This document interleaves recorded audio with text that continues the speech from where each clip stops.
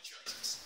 So mutualisms are interspecific relationship in which both partners exchange services. And for example, in ant-plant mutualisms, and especially in the model system that I'm studying, the plant Cordia nodosa provides housing to the ant Elmer's octoarticulotus in exchange for protection. And this protection service is actually a byproduct of the ant's foraging behavior.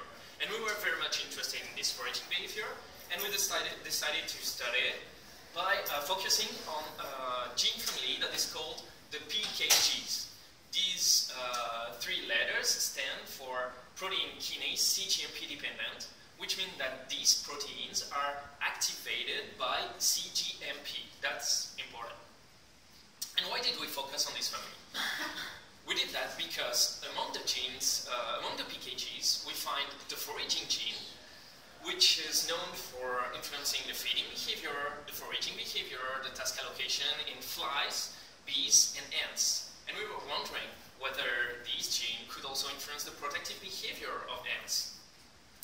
For studying it, we performed shotgun sequencing of Elmer's octoarticulotus genome, as well as partial genome assembly. And among other things, we retrieved 2 PKG sequences, and using phylogenetic analysis, we identified them, one as the foraging gene, that we called A04, and the other one as a previously undescribed gene in ants that we temporarily call AOPKG. And we used the sequences for developing tools for the subsequent experiment. This experiment we performed on the field in the Peruvian Amazon, where we chose 2 groups of 19 plants. In the first group, the ant colony's diet was supplemented with 8-bromo-cGMP, which is an analog to the endogenous cGMP.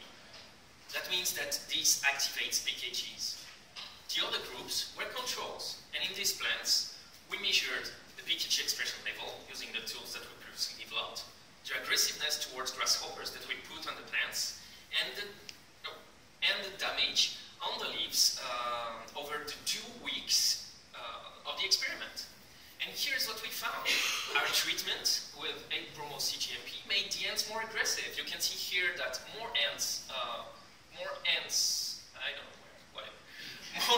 attack the grasshopper in the 8-bromo-cGMP treatment than in the control treatment. And this translated into less damage on the plants with the treatment than in the control plant. And that's very interesting.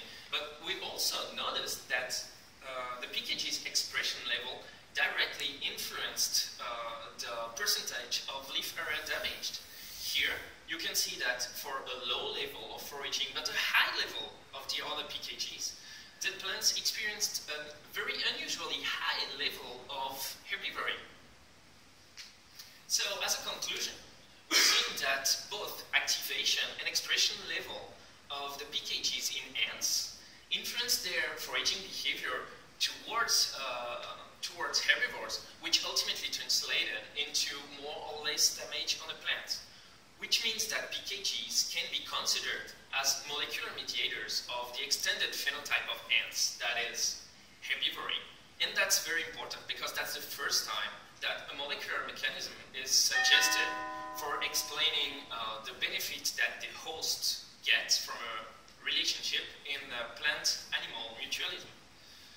And I would like to thank you very much for being here and listening to that, as well as my co-authors and my friends from the Fredrickson Lab and the Sokolowski Lab.